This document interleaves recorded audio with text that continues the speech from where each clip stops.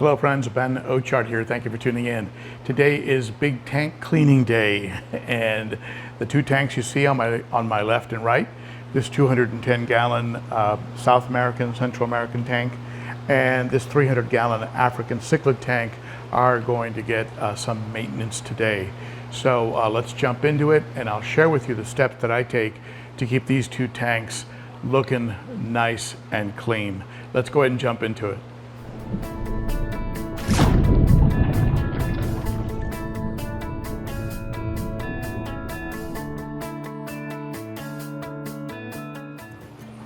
If you follow my channel, you know that my next step is going to be to clean the inside of the glass. And I use these Hygger, they're like mag floats, and they do float. If it gets disconnected, it does float. And you have an optional blade you can put on here, or a plastic scraper if you have an acrylic aquarium. I don't use any scraper at all.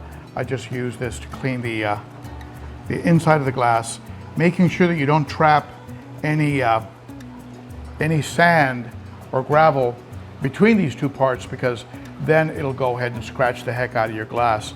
So if you use these, be real careful. But I'm going to do this to both tanks on the front panel and on the outside panel.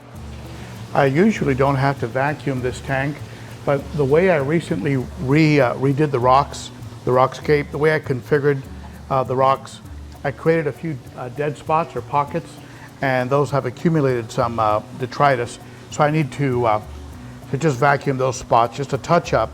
And then normally this tank, because it's more like a sand, all I need to do is lightly rake it, as opposed to the 210 gallon, which is a round river rock, good sized river rock, and that one really needs to be vacuumed every single time.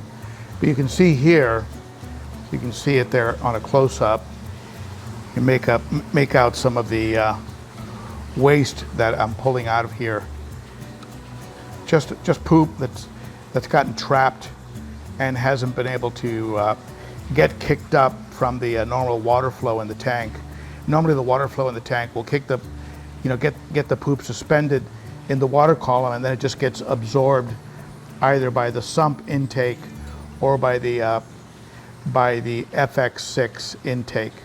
But these little dead spots, looks like they're, you can see how much I'm pulling out of there. So I may have to change this rock setup here so that the flow of the tank can move freely through there and move this waste up and save me having to vacuum this tank. This is the first time I've vacuumed this tank probably in half a year. Now I'll give you a sample of what I pull out of this tank. Makes me wish I had gone with a sand substrate on this one, but you'll see this river rock, this round pebble stone type substrate really holds on to the detritus. And I have a 3,700 gallon per hour power head sweeping this and helping to get the waste up into the water column. But it doesn't matter. Any kind of a real gravel type of a heavy gravel is going to trap waste and just be a dump in your aquarium. So you got to really get in there and vacuum it. This tank gets vacuumed about every week, and as part of every water change. Whereas the 300, I mean, it hardly ever gets vacuumed. And again, big fish, big poops. But it doesn't really matter really what size the fish is. Poop patrol's poop patrol. When you have small fish and thousands of teeny poop particles, I don't know which one's easier to clean up. Both of them are kind of a pain. Now this tank, interestingly enough, has less detritus than it did last time I cleaned it. I reconfigured these rocks, and I think in doing so, I created more of a flow, more of a sweep of the water flow. So this one actually has less waste, and the 300 has more. So I'm going to change the rock configuration in the 300. And at 300, I might just add a power head. I've got a couple power heads, a couple old Shisei power heads, one that I had before and one that was sent to me by Jerry over at Jerry's Fish Room. Be sure to check out his YouTube channel. He's got a whole bunch of stuff going on. He's dedicated primarily to African cichlids, but he's got a lot going on there. When you're running large tanks with sumps, one of the first things you do is you check on the water level of the sump, because you do lose water due to evaporation. As you can see in this case, the sump is about 1.5 inches below the blue tape. That is how high I like to keep the sump water line. And that's in the event that the pumps go off due to a power outage or maintenance or whatever the case may be. I know that it's not going to overflow. The back siphon from the tank is not going to overflow. So that blue tape is after doing a water test on how much water will flow back into the tank in the event that the pumps go off. So I don't have to worry about a flood. The other thing that you check for are, in this case, my socks. And I have in this sump a 7-inch wide sock. It has become blocked over time and is currently overflowing. So that sock needs to be swapped out from the fresh, clean socks I have over here on the right side. You don't worry about those socks being blocked necessarily with regards to water, because the top of the sock is below the lip of the sump, and so water doesn't spill onto the floor. I have essentially the same thing going on in the sump underneath the 210 gallon. You can see there's 2 socks on this system as opposed to 1 on the other one.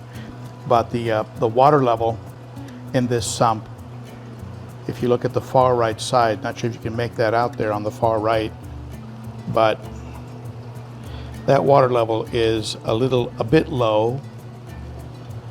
And so what I need to do is first get that sock cleaned, get this sock replaced so that it's not overflowing. And then when I do the water change and I fill the tank up, I'll take this sump back up to the proper water level.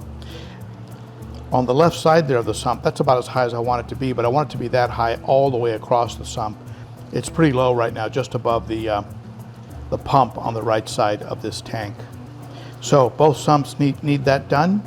It's not time to do a real cleaning on the sump, and by that what I mean is pull out the sponges, rinse them out, clean out the pumps, and I have Shisei pumps in both sumps, and you can take them out and give them a wash in a Shisei solution that they provide you with.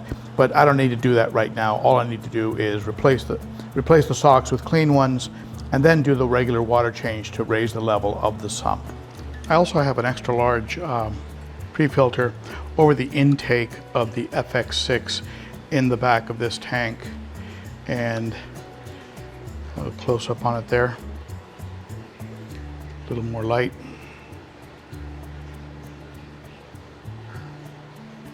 Of course, when I show the sponge, that's when all the fish decide to swim in front of it.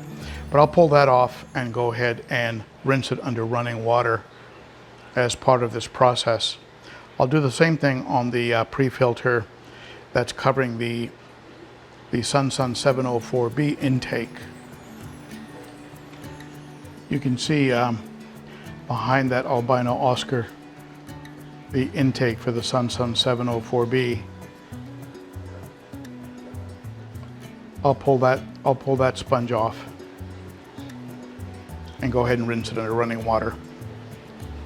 I went ahead and arranged the rocks and artificial plant formations so that so that water can flow through there a little bit more easily. So if you look at it from above, what you'll see is you would see more of a flow pattern as opposed to having areas that are blocked off. And I think that's going to help to prevent an accumulation of detritus in this tank. I've never seen that much of a buildup in this tank in the entire time that I've had it running. So I'm pretty sure it's due to the way I had the rocks set up. Now I could have left the rocks set up that way and then just directed some power heads or a wave maker in that direction. But if I can go without running a wave maker and still have the substrate stay relatively clean, where all it needs is a light raking, once a month, that's much more desirable. So I'll finish getting this tank filled up and then fill up the 210.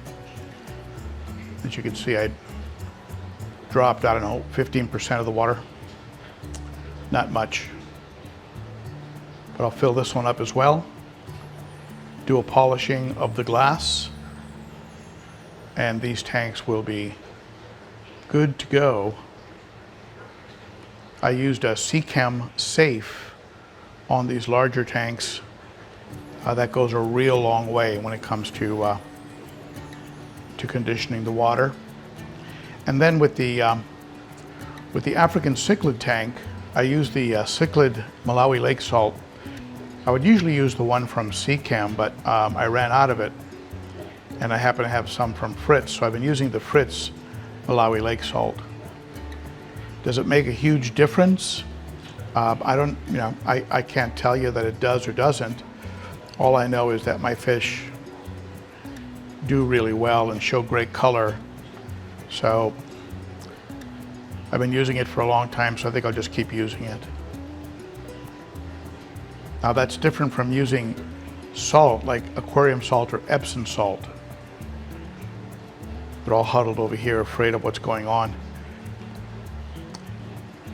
The kind of salt I'm talking about is more trace mineral salt that tries to emulate the trace mineral combination in ratio like it occurs in Lake Malawi. Now, how important is that, especially if fish have been bred locally? Again, I'm not really sure, but it doesn't seem to be hurting anything, so I'll keep doing it. With the 210, there's no real special additives, just water conditioner.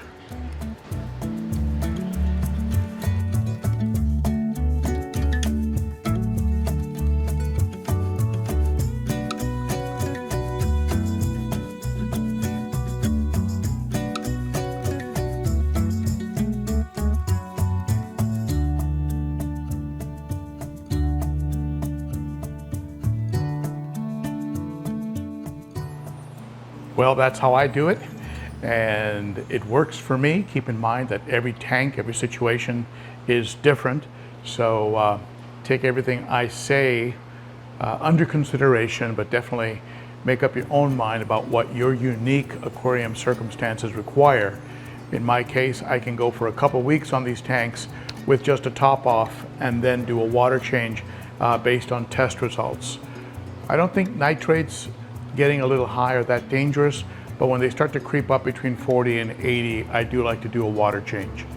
I don't do giant water changes unless something is off, like let's say I see something going on that would indicate that a lot of fresh water is needed. Let's say maybe there's a little fogginess in the eye of one of the fish, or something like that tells me, look, I need to give these guys a real good dose of fresh water. But usually my water changes are around between 30 and 50% on the high side.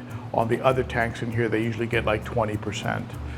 But that is the procedure I follow. I go ahead and get the housekeeping done and swap out the water and just take my time and make sure every step is done correctly. And that way I don't end up with any fish going into that after water change distress that so many of you have written to me about. Okay, any questions, comments, tips, share them below. We always learn from each other on this channel, and I hope to see you on Saturday at the Cichlids and Coffee live stream. That's every Saturday at 11 a.m. Central. That's noon Eastern, 9 a.m. Pacific. Great group of fish keepers get together and talk about everything related to fish keeping. And even though the name is Cichlids and Coffee, it's about a lot more than just cichlids. If you'd like to support the channel, be sure to give this video a thumbs up, subscribe, hit that bell, and consider becoming a monthly supporter by becoming a Patreon or member of the Garage Gang. Support the Garage Gang. It starts for as little as $3 a month. Details are in the description. Thank you, my friends, for tuning in. I'll see you again soon. Bye-bye.